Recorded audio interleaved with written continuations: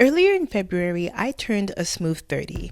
And of course, in true 30, flirty, and thriving fashion, I revisited the iconic movie 13 Going on 30 featuring Jennifer Gardner.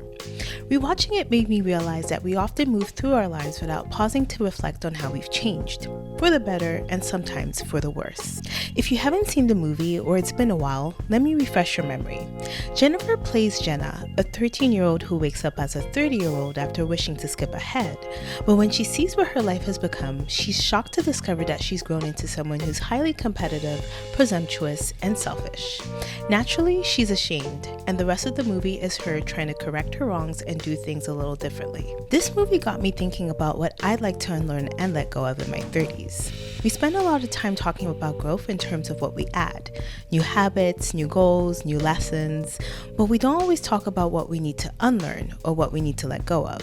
So today, I want to reflect on some of the things I'm choosing to release as I enter this new decade.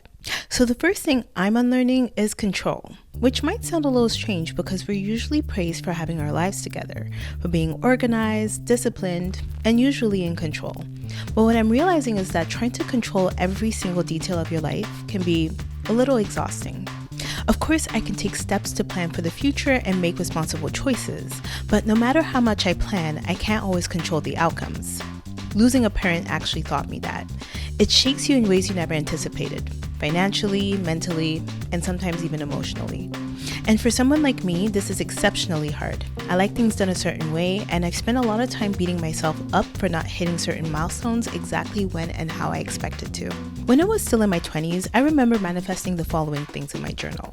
Be married by 26, travel the world by 28, start a family by 30. And to see that none of these things have happened for me is a little tough. I actually take it as some kind of personal failure, which I know sounds ridiculous to some of you. But now that I'm 30, I really want to let go of this false sense of control, this little God complex that I didn't even realize I had.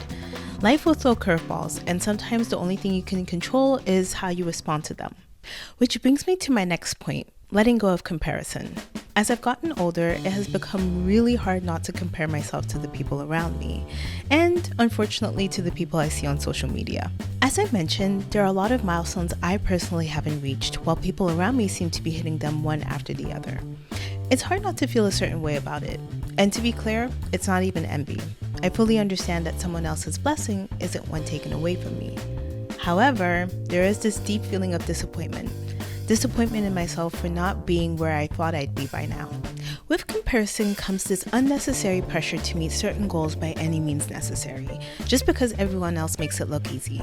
There have been times where I've considered dating down just for the sake of being in a relationship, or even switching careers just to have access to a certain lifestyle.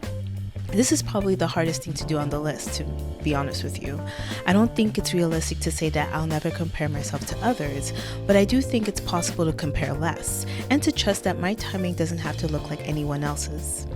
Earlier I mentioned that I can be really hard on myself, which brings me to my final point, letting go of self-criticism.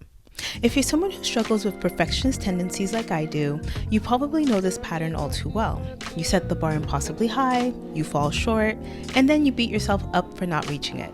I remember when I created my very first website, I gave it this incredibly dramatic name, Melissa Avant-Garde. Looking back, it was a bit dumb. I didn't even have a clear vision for it beyond beauty and fashion content. But one day I showed it to two of my colleagues, and their first impression was that it reminded them of an adult website because of the color scheme, which was a black background with pink and purple accents. Me being me, I immediately took it as a critique and I internalized it. I abandoned the website altogether and shamed myself for even starting it. But what I didn't realize at the time was that I had done something that most people fail to do, which is fail publicly and try again. There would be no Take 5 if there wasn't a Melissa Avant-Garde before it. Take 5 is actually the outcome of me fighting against my tendency to be overly critical and harsh. And I want to continue down that path in this new decade. Unlike Jenna, I don't have the luxury of time traveling between my past and my future to correct my wrongs. I only have the present, and I truly hope that this reflection encourages you to do the same. You don't have to wait for a milestone birthday to start unlearning the things that are holding you back. Anyways, I really do hope that you enjoyed this video, and I'll see you in the next one.